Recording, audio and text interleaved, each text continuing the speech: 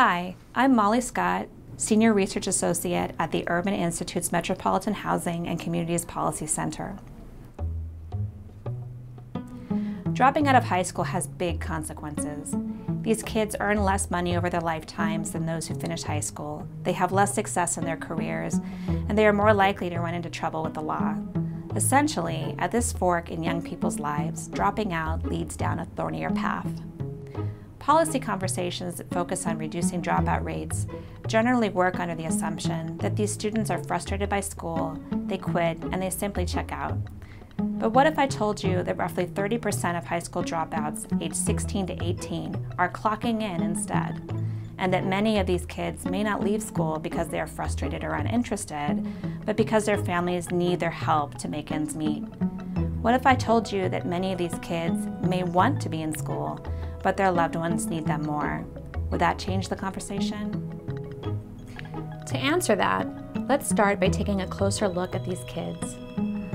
On the surface, our research shows that they're disproportionately male, Hispanic, not living with a parent, and first-generation immigrants, although 3/4 of them were born in the United States. Looking deeper, nearly a third come from a family that falls below the federal poverty line. In real terms, that's about $28,000 for a family of 5 living in the continental United States.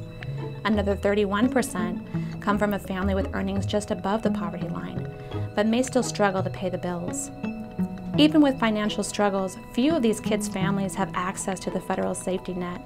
Only 17% receive Social Security or TANF benefits, only 23% receive food stamps, and less than half are covered by public health insurance. And their parents might not be able to make enough money to compensate.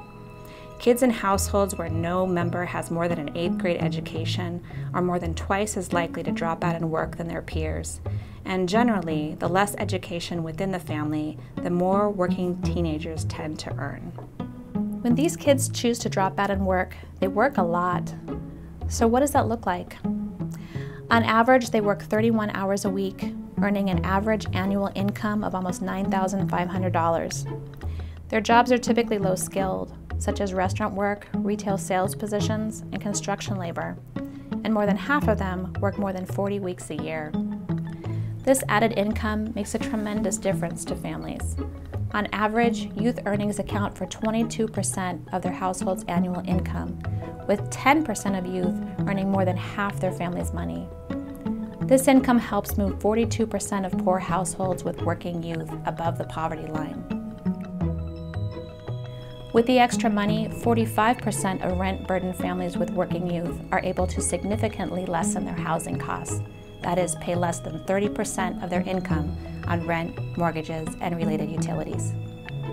With wages largely stagnant and many higher-paying blue-collar jobs disappearing, more and more students from low-income families are likely to face this difficult choice. Current strategies do a fairly good job of reaching students who are having academic or behavioral problems in school and helping them stay the course. But new approaches are needed for those who may be motivated to drop out in order to help their families. We need to find solutions that alleviate material hardship for both parents and teens, so the kids don't trade their futures to address their family's short-term problems.